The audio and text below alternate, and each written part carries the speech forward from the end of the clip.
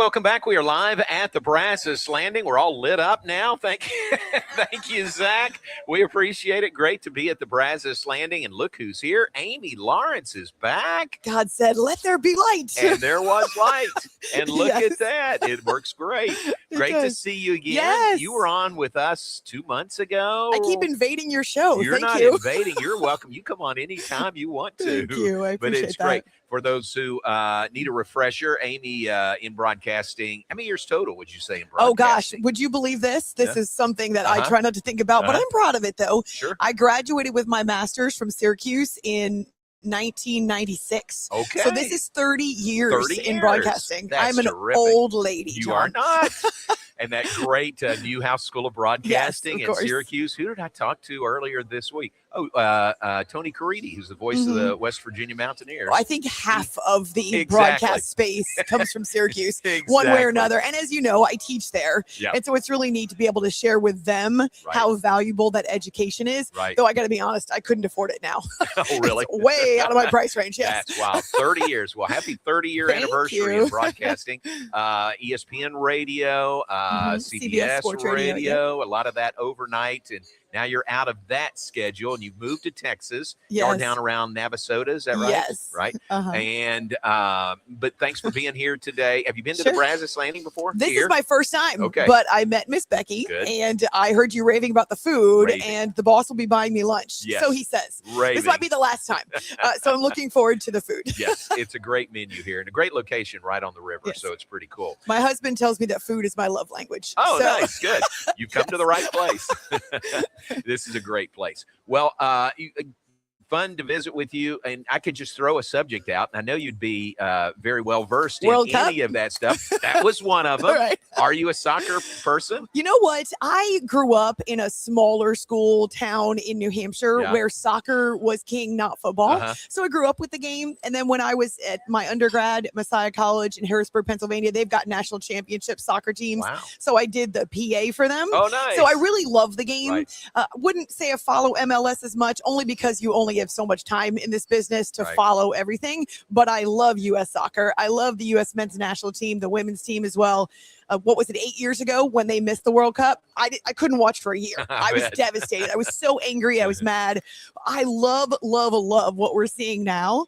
And it's funny, too, because about 8 years ago or so, I did a show on CBS Sports Radio asking sports fans, what's the one event that you want to experience in your lifetime? And would you believe the number one answer across the board on a national show was to see U.S. soccer win a World Cup? Wow. So people are really into it, even if maybe they're skeptical, they don't think that this team can do anything. Because let's be honest, it's been a rough 10 years or so since that last generation graduated. But could you imagine the furor and the excitement here, the buzz and the energy that we're already seeing?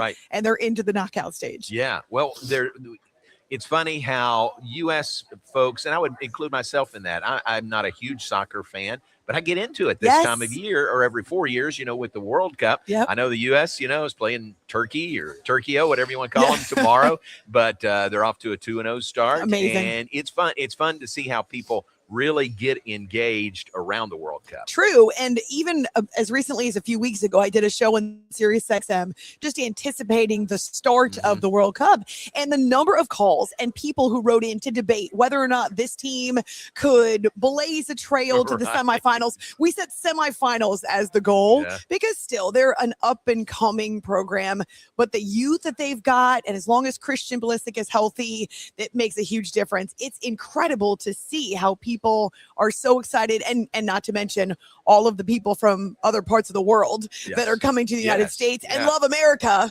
It reminds us so much that we have all these things to be grateful for in the USA. The Dutch who are stopping and discovering Buc-ee's. Have you seen that? Oh my gosh, yes. The And ranch busloads. dressing, right? Ranch dressing. Who knew? Yes. It's really fun. I mean, it's fun to see. And just the passion of folks who come from all around the world, their passion for soccer. Yeah, absolutely. Isn't it And the wild? fact that we've got games in major cities markets that love soccer. Seattle is a soccer football hotbed, right? And so they had an incredible crowd for that game. It was Australia, an incredible atmosphere. And so I love that we get to show off our passion, but I also think this can grow the game in a way that nothing else can. But think about it. We're celebrating 250 years. We've got the World Cup here with a great team. And coming up, we've got the Olympics in the United States as well. So it's a perfect time to be a sports fan. That's pretty cool. What would be the best case scenario you think for Team USA this year? You mentioned I think semifinals. Well, semifinals. If they could get to the Final Four, if they could get to the point where they've got the world almost served notice that this is a force now to be reckoned with. Now that may be a pipe dream. We'll see. But knockout stage is something still that I don't think we can sneeze at because again, 8 years ago didn't make it, right? And just to see the way that fans are responding. And do you remember the cheer from a few years ago was, I believe. Oh yeah. I believe that. Yeah, that's my thing. I walk around the house sometimes like, let's go. I believe that we will win. Yeah, that's great. But I'll go semifinals. Okay, that'd be huge, I think. And matches all around, really. There's some in Arlington. There's Houston, right? And then, of course, all over the United States. That's so cool to have it on U.S. territory. Yeah, it's awesome. I was in Houston for a few local radio shows a couple weeks ago, and they've got a whole fan fest set up. And obviously, you're talking about a Messi and a Ronaldo and the biggest stars. What is it? Harry Kane. They're wondering if he got inflicted by a witch doctor or something like that. So it's such a global sensation. And we have all the biggest stars here in the U.S., which is amazing. What'd you think about the Knicks winning over the Spurs in the NBA Finals? Well, the game. Were you into it? I was so into it. I love hoops. Okay. I really got into this business because of late 80s, early 90s NBA. And I was on the air, again, local Houston, the night that the Spurs coughed up the 29-point lead.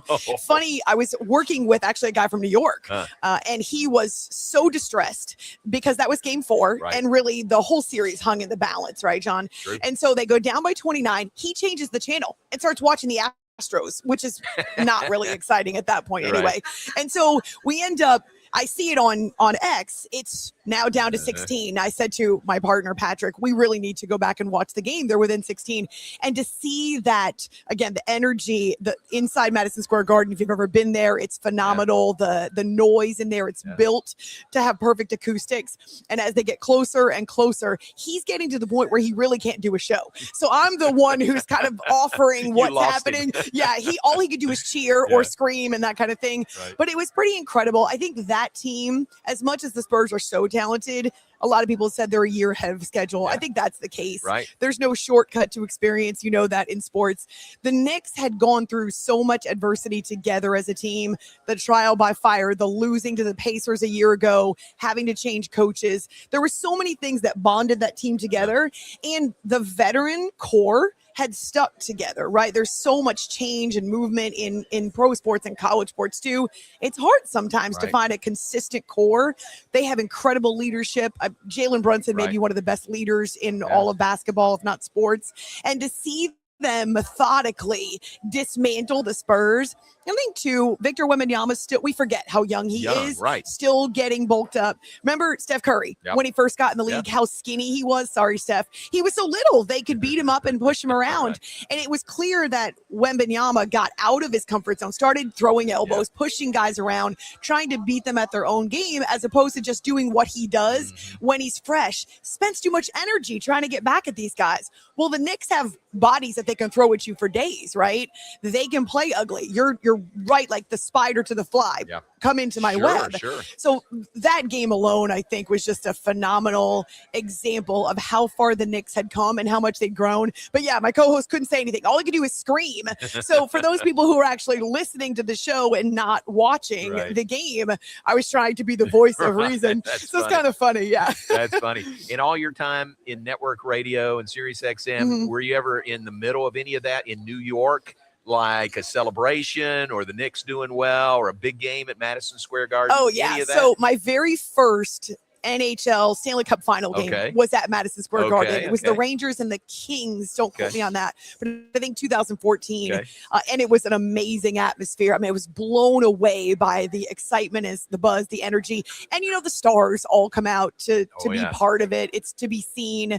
And so I love that for the Knicks. But honestly, the story I think that's the best that people can get behind is that it's been over a half a century, right? We love 53 years. fresh blood. We love these stories. We love the teams that lose over and over again only to finally triumph, that redemption story. So yeah, I think it was really a triumph that a lot of people could get behind, even if they hate New York or hate the Knicks. Yeah, I was pulling for the Spurs, but it's a great story, and it was a fun series to watch. Really I think good. the Spurs have plenty of They're championship mentality They're still ahead. coming for sure. You know, you've got so much knowledge, so many nice takes. You should have your own show again. You think? Oh, wait a second. You're going to have your own show starting August 3rd. Yes. What great news. Well, I'm really grateful to 365 Sports, but for people who listen to John on a regular basis, it started on your show. So we met in person for the first time in April, and you invited me onto your show. We had a good time. I always love a host who's done his homework, and John had done his homework and knew even my blog and some of my philosophies about radio.